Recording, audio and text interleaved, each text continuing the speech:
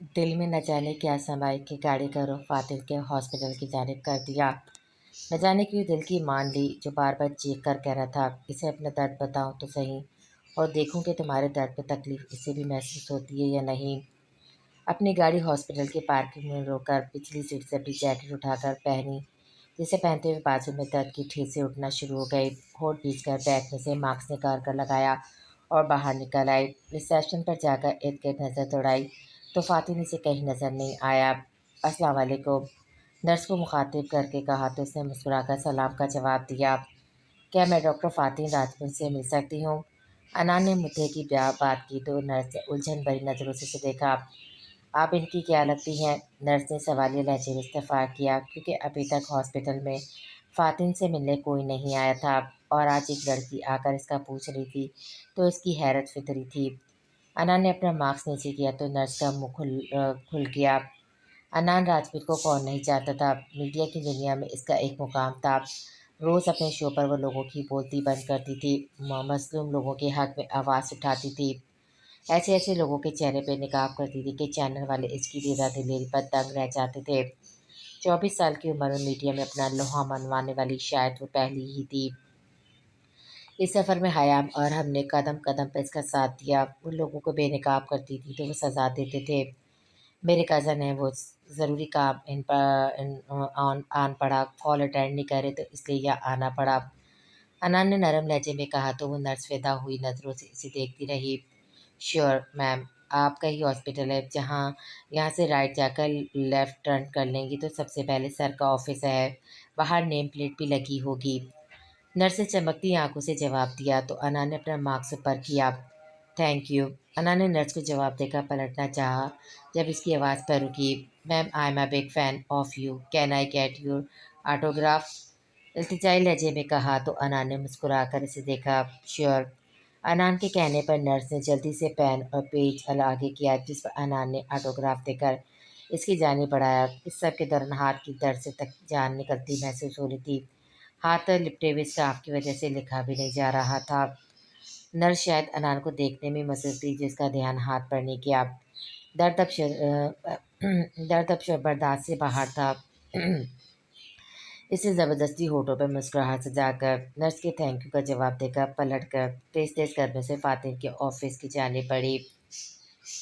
वो जो पेशेंट की फाइल रीड करने में मसरूफ़ था, दरवाज़ा खुलने की आवाज़ पे सर उठाकर सामने देखा।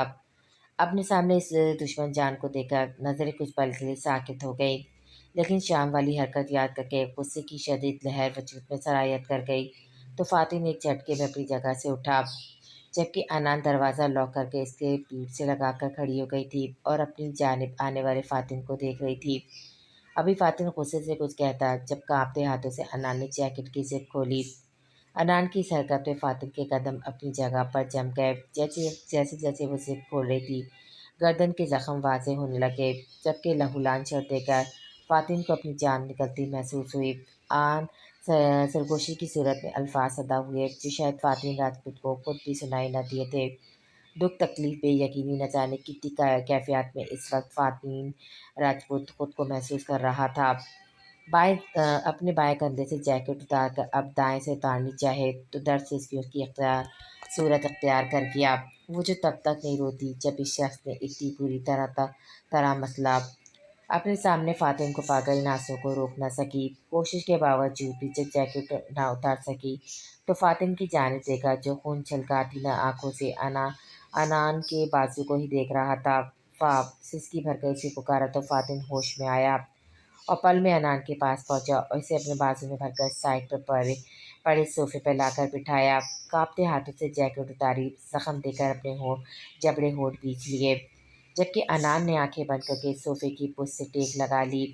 सवाल जवाब बाद में करने का सोचकर मेडिकल बॉक्स लाया जो रूम में फाइल्स वाली छोटी सी अलमारी में मौजूद था। बाजू की पट्टी करते फातिन की आंखें पल में नम हुई। नज़र उठाकर अनान को देखा जो शायद बेहोश हो चुकी थी या कमाल का जब्त कर रही थी, जबकि इस सब के दौरान फातिन को अपने दिमाग की शरियानें फटती हुई महसूस हुई।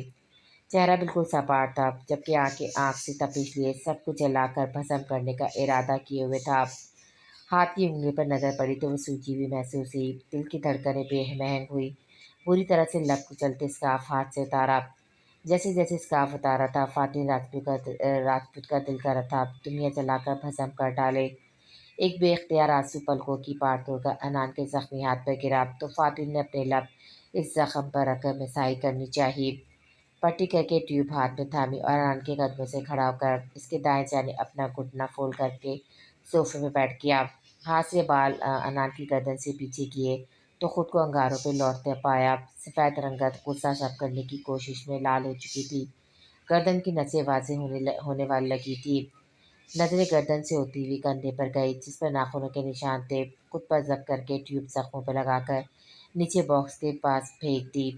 اپنا بازو انان کے سر کے نیچے سے گزار کر اس کا سر اپنے سینے پر رکھ دیا۔ انان کے بالوں میں انگلیاں چلاتے ہوئے اسے پرسکون اور خود کے اشتعال پر قابو پانے کی کوشش کی۔ اپنی پاکٹ میں ہاتھ ڈال کر موبائل نکالا اور میسج ٹائپ کیا۔ یہ آج شام 6 بجے کے بعد کس جگہ پر گئی، مجھے وہاں کی مکمل فوٹیج چاہیے، اور جس جگہ پر اس پر اٹیک ہوا اور جس نے کیا وہ سب مجھے کل تک چاہیے۔ میسج سینڈ کرنے کے بعد انان کی طرف متوجہ ہوا۔ فاس سرگوشی سے بھی کم آواز میں انان نے فاتن کو پکارا۔ جی جانے فاتن نے جذبات کی آنچ لیے گھمبیر لہجے میں انان کا چہرہ اپنے ہاتھوں میں بھر کر کہا تو انان نے بمشکل اپنی آنکھیں کھول کر اس کی جانب دیکھا۔ فاتن کا لہجہ جتنا نرم تھا، آنکھیں اتنی وحشت اور جنون لیے ہوئے تھی جنہیں دیکھ کر انان بھی کانپ گئی۔ انان نے خشک پڑتے ہونٹوں پہ زبان پھینک کر انہیں ترک کیا تو فاتن نے مخمور ہوتی نظروں سے انان کی حرکت دیکھی۔ اپنے ہونٹوں پہ فاتن کی نظریں محسوس کر کے انان نے پیچھے ہونا چاہا تو فاتن نے کمر پہ بازو ڈال کے اسے خود پہ گرا لیا۔ فاتن کی کولون کی ڈارک خوشبو انان کے اعصابوں کو جگڑ رہی تھی۔ اپنی پلکیں اٹھا کر فاتن کی طرف دیکھا جو اسے دیکھنے میں مصروف تھا۔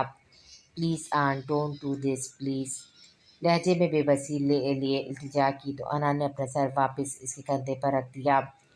تمہیں ملے ہر ایک کا زخم بدلا، فاتن راجپوت سوچ سمجھ لے گا۔ انان کا ہاتھ ہونٹوں سے لگاتے فاتن نے دل میں انان کو مخاطب کر کے کہا، میں تمہیں اپنے پاس محسوس کرنا چاہتا ہوں آن، بہت پاس، اتنے پاس کہ تمہاری دھڑکنوں کا شور میں بآسانی اپنی دھڑکنوں میں سن سکوں، اتنا پاس کہ تمہاری منتشر ہوئی سانسوں کو اپنی سانسوں میں الجھا پاؤں۔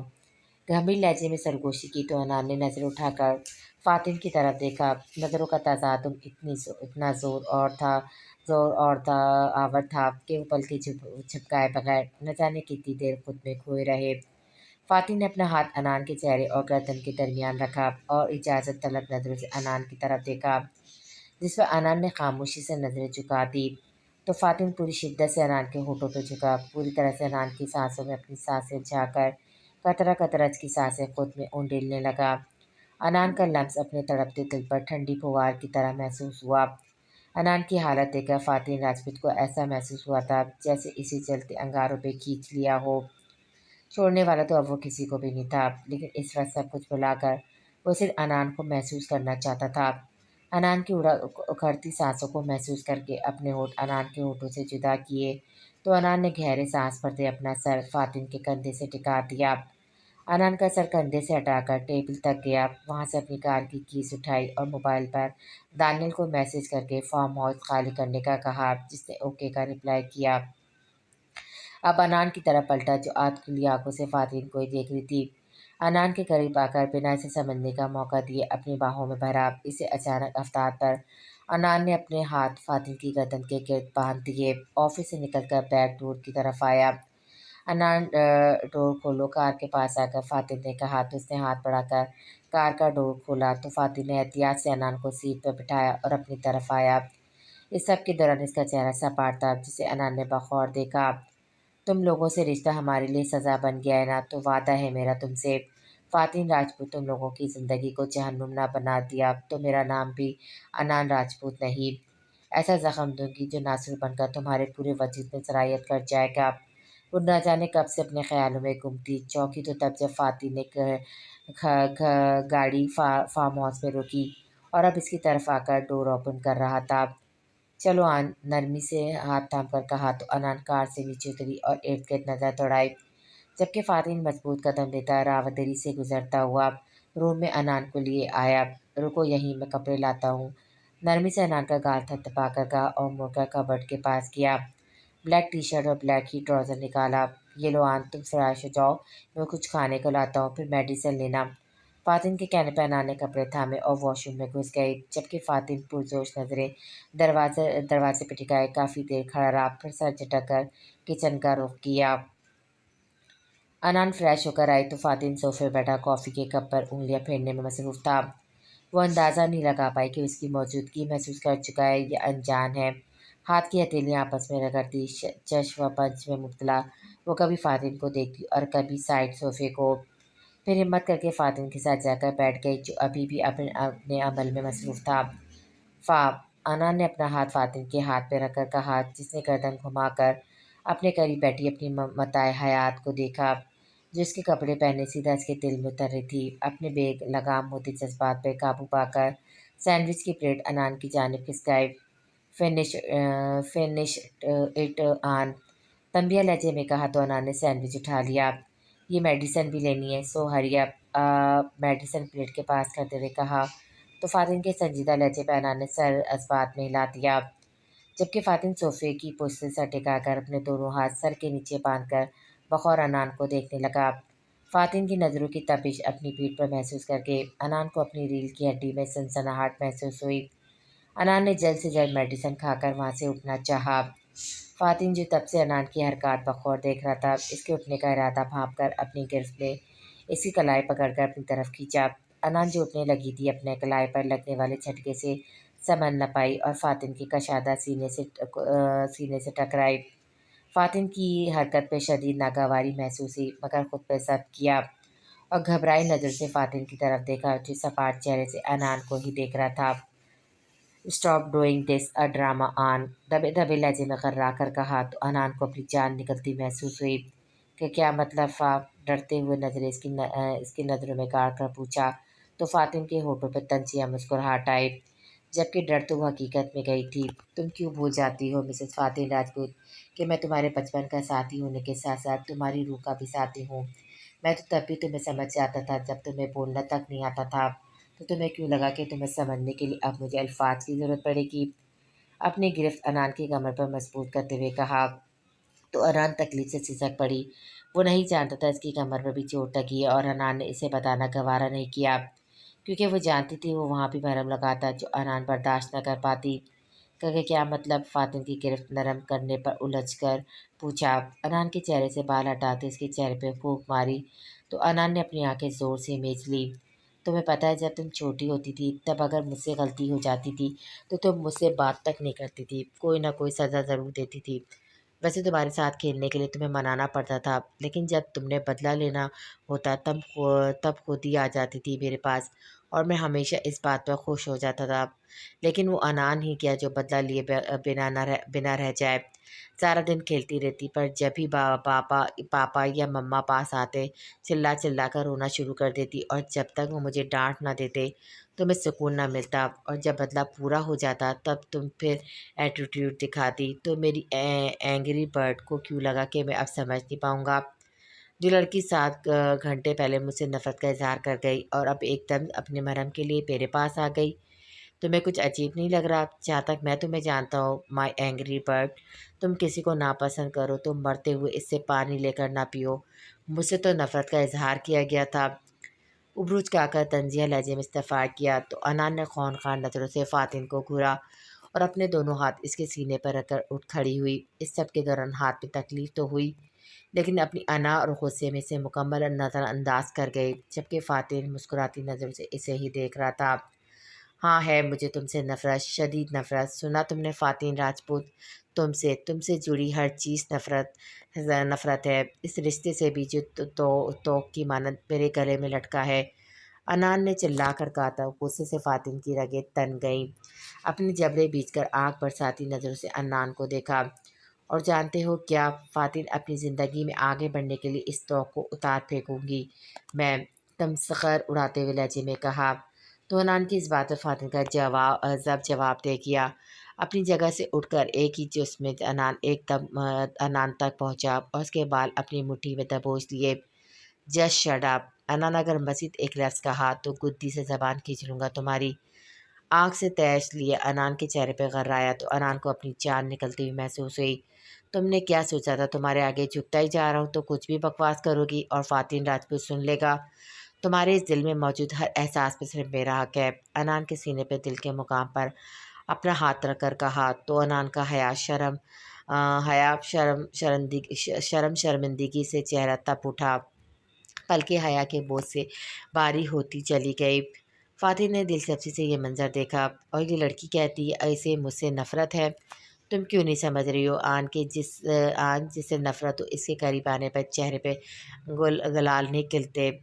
فاتح نے بے وجہ سے اپنے لب کچل ڈالے، جبکہ انان نے اپنے لذرتے بائیں ہاتھ سے فاتن کا ہاتھ ہٹانا چاہا تو اس نے انان کی انگلیوں میں زبردستی اپنی انگلیاں الجھا کر اس کا ہاتھ پیچھے پشت سے ٹکا دیا۔ تمہیں پتہ ہے آن کے مرد کتنا آنا پرس ہوتا ہے؟ کوئی عورت اس سے اونچی آواز میں مخاطب ہو جائے تو آنا کا مسئلہ بنا لیتا ہے، اور تم نے آج کیا کیا؟ آنکھیں موندے اپنا سر انان کے سر سے ٹکائے ہوئے بوجھل اور گھمبیر لہجے میں کہا۔ فاتن کی گرم سانسوں کی تہز سے انان کو اپنا چہرہ جھلستا ہوا محسوس ہوا۔ نیند کی وجہ سے آنکھوں کے آگے اندھیرا چھایا تو خود کو گرنے سے بچانے کے لیے فاتن کی شرط دبوچی اور آنکھوں میں نیند کا خمار لیے فاتن کی طرف دیکھا، جو گہرے سانس پر تھا۔ انان کی سانسوں کو خود میں انہیل کر رہا تھا۔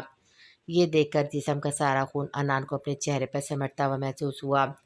خود پر انان کی نظروں کی تپش محسوس کر کے آنکھیں واں کی تو انان کی آنکھوں میں نیند کا خمار دے کر ہونٹ مسکراہٹ میں ڈھلے۔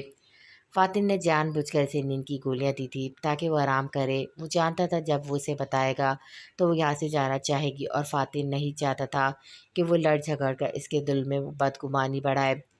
غصہ، ناراضگی یا چاہے نفرت ہی کرو، لیکن میرے پاس اور میری ہی رہ کر کرو۔ دور جانے کا سوچنا بھی مت مسز، کیونکہ یہ ناممکن۔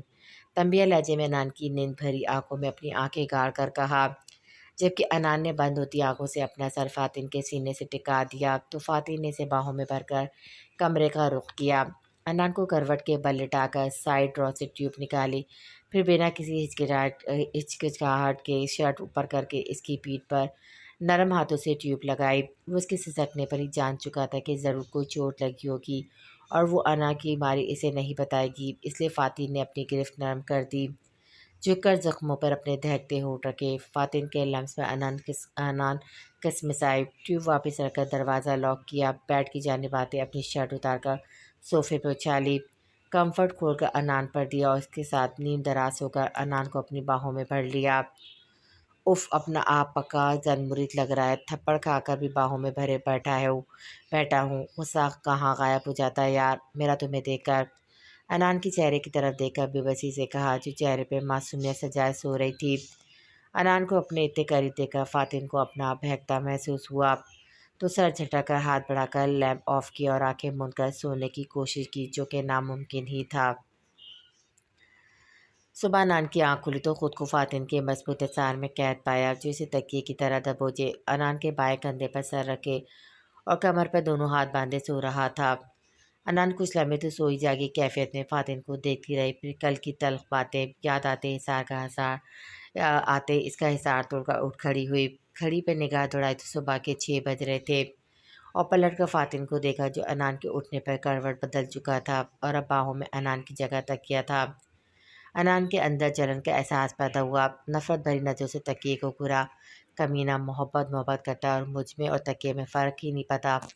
دانت پیس کر کہا تو کروٹ بدل کر لیٹے فاتن نے دانتوں تلے ہونٹ دبا کر بامشکل اپنا کہکما روکا، جبکہ انان تن فن کرتی اس کی سائٹ آئی اور وہاں سے فاتن کی گاڑی کی چابی اٹھائی اور خواہ نظروں سے فاتن کو گھورتی دروازہ کھول کر باہر نکلتی چلی گئی، جبکہ انان کے جانے کے بعد فاتن جلدی سے موبائل اٹھا کر کال ملائی، جو پہلی بیل پر ریسیو کر لی گئی۔ میڈم میری کار میں گئی ہیں، جب تک خیریت سے گھر نہ پہنچ جائے پیچھا کرتے رہنا اور جہاں گڑبڑ لگے سوچنے سمجھنے کی بجائے سیدھا اڑا دینا، سرد لہجے میں کہا تو سیدھا سے جی سر کہہ کر کال کاٹ دی گئی، جبکہ فاتن کھڑکی سے انان کو جاتے ہوئے دیکھ رہا تھا۔ دیکھیں مسٹر، پولیس کو کیا پتا کہ آپ انہیں کیا بتا رہے، وہ الگ معاملہ ہے، لیکن جب آپ کوئی وکیل ہائر کرتے ہیں تو اسے سچ بتانا ہی پڑتا ہے تاکہ وہ اس حساب سے کیس دیکھے ایسا کیوں؟ سامنے بیٹھے شخص نے تلخ لہجے میں پوچھا تو نبال نے دل میں اسے 100 صلواتیں سنائی۔ اگر آپ نے چوری کی ہے تب بھی بتانا پڑے گا، کیونکہ پھر بھی میں ان پوائنٹس کو دیکھوں گی جو آپ کو مجرم ثابت کر رہی ہوں کہ، اور ہر وکیل اپنے کلائنٹ کو بچانے کے لیے ان چیزوں کو جھٹلائے گا اور دوسری فری پر الٹا دے گا۔ دیکھیں، جب بتائیں گے اپنی چوری کب اور کیسے کی، تب میں وہ باتیں نوٹ کر کے اس آدمی پر ڈال دوں گی، جہاں آپ ہوں گے وہاں سے اسے ایڈجسٹ کر دوں گی۔ نبال نے سنجیدہ لہجے میں کہا تو اس آدمی نے بغور نبال کو دیکھا، جس پر نبال نے دانت پیسے۔ کچھ دن پہلے نبال کے پاس ایک غریب آدمی آیا تھا۔ اس کا کہنا تھا کہ اس کے مالک کے آفس سے کسی نے پیسے چرا لیے اور الزام اس پر لگا دیا اور سب اسی کے خلاف ہے، لیکن اسے امجد نامی شخص پر شک ہے کہ چوری اس نے ہی کی ہے۔ اب وہ خود کو بچانے کے لیے اس غریب آدمی پہ الزام ڈال رہا ہے۔ نبال نے انہیں یقین دلایا جو وہ کرتا ہے کرنے دے، کیس آپ ہی جیتیں گے۔ اب وہ یہاں بیٹھی اس شخص کی باتوں کو ریکارڈ کرتی، عدالت میں اسے ڈبل کراس کرنے کی پلاننگ بنا رہی تھی کہ تبھی کسی کے مکہ مارنے پہ امجد کرسی سے نیچے گرا تو نبال ہڑبڑا کر اٹھی، لیکن جیسے ہی نظر سامنے گئی تو چہرے کا رنگ فک ہوا۔ دانیال، جو کہ نبال سے ملنے کے لیے کوڈ آیا تھا، تو اسے پتہ چلا کہ وہ سامنے کیفے میں گئی ہے، تو دانیال بھی ادھر ہی آ گیا۔ جیسے دانیال نے آ کر کیفے میں نظر دوڑائی تو ایک جگہ ٹھٹک کر رکی۔ نبال کسی 25-26 سال کے آدمی کے ساتھ بیٹھی باتیں کر رہی تھی اور وہ آدمی اسے ایکس رے کرتی آنکھوں سے دیکھنے میں مصروف تھا۔ صاف ظاہر تھا کہ اس کا باتوں سے زیادہ باتیں کرنے والی پر دھیان تھا۔ اس منظر نے دانیال کے وجود میں آگ لگانے کا کام کیا۔ کس بھیڑے ہوئے شیر کی طرح تن فن کرتا وہ اس شخص کی جانب بڑھا اور بنا اسے دیکھنے اور سمجھنے کا موقع دیا، اتنی زور سے اس کے جبڑے پہ وار کیا کہ منہ کے بل کرسی سے نیچے گرا، جبکہ نبال ہڑبڑا کر اٹھی اور مارنے والے کی طرف دیکھا۔ دانیال نے خونخوار نظر نبال پر ڈال کر آگے بڑھا اور اس امجد نامی بلا کو سیکنڈ میں دھنک کر رکھ دیا۔ دانیال، پلیز چھوڑے۔ دانیال کا بازو پکڑ کر روکنا چاہا، جس نے گردن موڑ کر خون جھلکاتی آنکھوں سے نبال کو دیکھا۔ ہمت بھی کیسی ہوئی میری بیوی کو گھٹیا نظروں سے دیکھنے کی؟ پھر سے اس شخص کو مارتے ہوئے غرایا تو نبال نے ڈر کر قدم پیچھے لیے، جبکہ لوگ کھڑا تماشا دیکھ رہے تھے۔ وہ جانتی تھی اگر دانیال نے اسے نہ چھوڑا تو اس کے مخالفین اس بات کو ضرور اچھالیں گے۔ نبال راجپوت کے شوہر ایک مظلوم شخص کو پیٹا، جبکہ معصوم تو وہ کہیں سے بھی نہیں تھا۔ ہمت کر کے نبال آگے بڑھی اور دانیال، جو ایک ہاتھ سے اس شخص کا کالر پکڑے دوسرے ہاتھ سے اس کے چہرے کا نقشہ بگاڑنے میں مصروف تھا۔ دانیال کا وار کرتا ہاتھ زور سے تھام کر نیچے سے گزر کر اس کا سامنے کھڑی ہو گئی، جس پر دانیال نے دھکے دے کر اس شخص کو نبال سے دور کیا اور کمر پہ ہاتھ ڈال کر نبال کو اپنے قریب کر لیا۔ اف پری، اگر تمہیں لگ جاتی۔ پل میں خونخوار تاثرات نرمی میں بدلے، آنکھوں میں محبت اور فکر مندی واضح ہونے لگی۔ مجھ سے تو بات ہی مت کریں دانی۔ دانت پیس کر اسے گھورا، اس کا ساتھ توڑ کر باہر کی جانب قدم بڑھائے۔ دانیال تیز مگر مضبوط قدم بڑھاتا نبال کی طرف بڑھا اور اسے سمجھنے کا موقع دیے بنا بازو سے تھام کر اپنی گاڑی میں لا کر بٹھا دیا، جس پر نبال نے دانت کچلا کر اس شخص کو گھورا جو اب ڈرائیونگ سیٹ پر بیٹھا گاڑی ریورس کر رہا تھا۔ تم ابھی وہ کچھ کہتی کہ دانیال کی سد نظروں سے بھوکلا کر تم سے آپ پر آ گئی؟ مطلب آپ کو کچھ اندازہ ہے کہ یہ بات کس طرح سے پھیلے گی؟ اس معصوم بوڑھے شخص کی نوکری سے نکال دیا جائے گا، لیکن آپ کو اس سب سے کیا؟ دیکھ ہی تو رہا تھا، کھا تو نہیں گیا تھا نا مجھے؟ نبال نے جھنجھلاتے ہوئے کہا تو نبال نے ایک دم سے بریک لگائی، جس پر نبال کا سر ڈیش بورڈ سے لگتے لگتے بچا۔ ابھی وہ سنبھلی بھی نہ تھی جب دانیال نے کندھوں سے تھام کر رخ اپنی جانب کیا۔ نبال کو دانیال کی انگلیاں اپنی جلد میں دھنستی ہوئی محسوس ہوئی۔ کوئی تمہیں میرے علاوہ دیکھے تو دیکھے بھی کیوں؟ لال بھگو کا چہرہ لیے نبال کے چہرے پہ دھاڑا تو نبال نے تکلیف اور ڈر کے بعد اپنی آنکھیں میچ لی۔ دانی، مجھے درد، ہاتھ ہٹائے، کپکپاتے منت بھرے لہجے میں کہا تو دانیال نے گرفت اور بڑھا کر اپنی جانب کھینچا۔ درد، تمسخر اڑاتے لہجے میں کہا تو نبال نے آنکھیں کھول کر اس کی طرف دیکھا۔ تم جانتی بھی ہو کہ درد ہوتا کیا ہے نبال؟ درد وہ ہوتا ہے جو اتنے سالوں سے میں نے برداشت کیا، جس کی تکلیف مجھے روح تک محسوس ہوئی، اور وہ درد وہ بھی ہے جو تم اتنے دنوں سے مجھے اپنی بے رخی سے دے رہی ہو، اور ہمارا درد دانی جو تم نے برداشت کیا وہ سب کیا ہے؟ بے معنی ہے۔ دانیال کی بات کاٹ کر بے بسی سے کہا تو دانیال نے اپنے ہاتھوں کے پیالے میں نبال کا چہرہ بھر لیا تو کہہ تو رہا ہوں، میرے پاس آ جاؤ۔ دانیال راجپوت ہر درد کا ازالہ کرے گا۔ نبال کی آنکھوں سے گرتے آنسو کو اپنے ہونٹوں سے چنتے ہوئے بھوجل اور گھمبیر لہجے میں کہا۔ دانیل کا لمس نبال کو اپنی روح میں اترتا ہوا محسوس ہوا، لیکن سب کو نظر انداز نہیں کر سکتی تھی، خود غرض نہیں بننا چاہتی تھی۔ ہر درد کا ازالہ ممکن نہیں ہوتا۔ نبال نے نظریں پھیرتے ہوئے کہا تو دانیال نے بغور اس کے چہرے کی طرف دیکھا۔ ایک بار یقین کر کے تو دیکھو پری، دانیال راجپوت تمہاری ہر تکلیف، ہر درد کو خود میں سمیٹ لے گا۔ اپنے دہکتے ہونٹ نبال کے گال پہ ضبط کرتے ہوئے کہا تو نبال کو اپنا روا روا کانپتا محسوس ہوا۔ اپنے کانپتے ہاتھوں سے دانیال کی شرٹ سینے سے دبوچی اور دانیال کی مخمور ہوتی آنکھوں میں دیکھا۔ لیکن مجھے ڈر ابھی نبال اپنی بات مکمل کرتی کہ دانیال پوری شدت سے اس کے ہونٹوں پر قابض ہو گیا۔ قطرہ قطرہ کر کے نبال کی سانسوں کو خود میں اونڈلتے اس کے ہر خدشے سے، ہر ڈر کو اپنے لمس سے ختم کرنے کی کوشش کی۔ اپنا ہاتھ نبال کی کمر پر باندھ کر اسے اپنے سینے میں بیچ لیا۔ نبال آنکھیں بند کے اس لمس کو اپنی روح میں اترتا محسوس کر رہی تھی۔ نہ جانے کتنی دیر وہ ایک دوسرے میں کھوئے رہے، جب دانیال نے نبال کی اکھڑتی سانسوں کی پرواہ کر کے اپنے ہونٹ نبال کے ہونٹوں سے جدا کر کے سر کے سر پر سر ٹکا دیا۔ گاڑی میں نے خیال سی خاموشی چھا گئی، بھاری ہوتی سانسوں کا شور ارتعاش پیدا کر رہا تھا۔ نبال کے وجود سے اڑتی محصور کن خوشبو دانیال کو مدہوش کر رہی تھی۔ تمہیں اپنی ذات اپنے لمس میں اس قدر گم کر دوں گا نپال راجپوت کہ تمہیں اگر کچھ یاد رہے گا تو صرف دانیال راجپوت۔ اس کی شدت ورفقتیاں، میرا لمس میری محبت میں پور بھیگے، تمہارے وجود کو ماضی یاد کرنے کی فرصت ہی نہیں ملے گی۔ بوجھل گمبھیر لہجے میں اتنی بے باک سرگوشیاں کرتے نبال راجپوت کو خود میں سمٹنے پر مجبور کر گیا۔ دانیال کی جذباتی لٹاتی نظروں سے بچنے کی خاطر نبال نے اس کے سینے پہ جائے پناہ ڈھونڈنی چاہی تو گاڑی میں دانیال راجپوت کا زندگی سے بھرپور کہکما گونجا۔ نبال پہ گرفت مضبوط کر کے اپنا چہرہ اس کے سر پہ ٹکا کر سکون سے آنکھیں موند لی۔ دروازہ کھلنے کی آواز پھر مائسہ نے سر اٹھا کر دیکھا تو بسام ہاتھ میں فائز اور کارڈ لیے اندر داخل ہو رہا تھا۔ کتنے دنوں بعد اسے دیکھی تھی جس کے چہرے پہ سرد میری چھائی ہوئی تھی۔ یہ انویٹیشن آیا کیسر گروپ آف انڈسٹریز کی طرف سے، بسام نے کارڈ ٹیبل پر رکھتے ہوئے کہا تو مائسہ اپنے خیالات سے چونکی۔ وہ ہاں ٹھیک ہے، میں دیکھ لیتی ہوں، مائسہ نے ہڑبڑا کر جواب دیا تو بسام نے سنجیدہ نظر سے اس کی طرف دیکھا۔ اسے وہ بات ابھی تک نہیں بھول پا رہی تھی، جب بھی یاد کرتا ہر بار اپنا وجود جلتے انگاروں پر پاتا۔ اس فائل پر تمہارے اور حیام کے سائن بھی چاہیے، مائسہ کو نظروں کے اظہار میں رکھ کر کہا تو اس نے اس بات میں سر ہلایا۔ اس کے لیے آپ کو آنے کی کیا ضرورت تھی، کسی سیکرٹری کو بھیج دیتے، مائسہ نے سرسری سا کہا، کیونکہ اسے یہی تھا کہ وہ اپنا کام چھوڑ کر اپنی کمپنی سے یہاں آیا صرف سائن اور کارڈ دینے اور واپس جائے گا۔ مگر مائسہ کی یہ بات بسام کو تیش دلا گئی۔ نہیں، سیکرٹری کو کیوں بھیجتا، تمہیں دیکھنے کے لیے مرا جا رہا تھا نا، اس لیے سات سمندر پھلانگتے ہوئے یہ فائل خود لے کے آ گیا، کیونکہ اس سے سنہری موقع تو تمہاری دیدار کے لیے مجھے ملنا ہی نہیں تھا۔ بلا وجہ بات کا پتنگڑ بناتے ہوئے سخت لہجے میں چلایا۔ اتنے دنوں سے خود کو ایک اندیکھی آگ میں جلتا محسوس کر رہا تھا، اور جب ان دنوں بعد وہ سامنے آئی تو کہہ رہی تھی کسی اور کو بھیج دیتے۔ یہ بات تو بسام راجپوت کا دماغ خراب کر چکی تھی، جبکہ مائسہ ہونکوں کی طرح منہ کھولے اسے دیکھ رہی تھی کہ اس نے ایسا بھی کیا کہہ دیا جو ایسے بھڑک رہا ہے۔ اب یہ منہ کھولے ٹکر کیا دیکھ رہی ہو؟ بسام نے انگلی سے کھلے منہ اور پھیلی آنکھوں کی طرف آنکھیں چھوٹی کر کے اشارہ کیا تو مائسہ نے سر ٹڑا کر اپنا منہ بند کیا۔ اپنے دماغ سے غلط فہمی نکال دو کہ تمہیں دیکھنے کے لیے ایسے چھوٹے چھوٹے بہانوں کی ضرورت ہے مجھے۔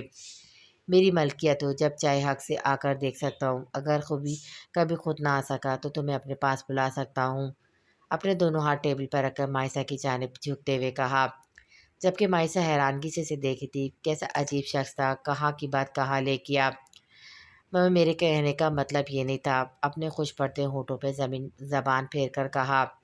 بسام کے وجود سے اڑتی ڈارک پرفیوم کی خوشبو مائسہ کو اپنے ہوا سے اوپر چھاتی محسوس ہوئی۔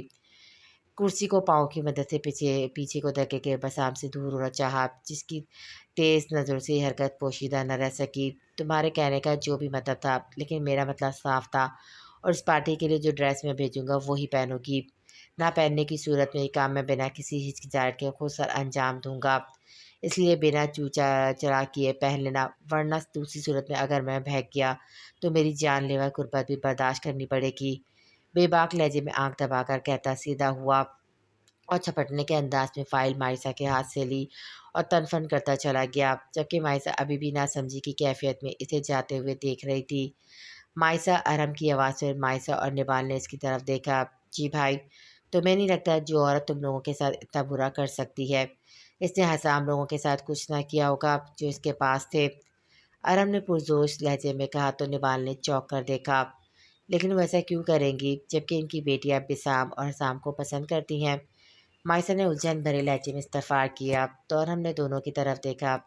صرف حسام اور بسام کو فاتن اور دانیال نہیں، حقیقت کیا ہے وہ جلد پتہ چل جائے گا، مگر تم سب سے یہی کہوں گا کہ اپنی ناراضگی میں آنا لا کر اپنا رشتہ خراب مت کر لینا۔ یہ نہ ہو جب حقیقت سامنے آئے تو تم لوگ کا رشتہ خراب ہو چکا ہو۔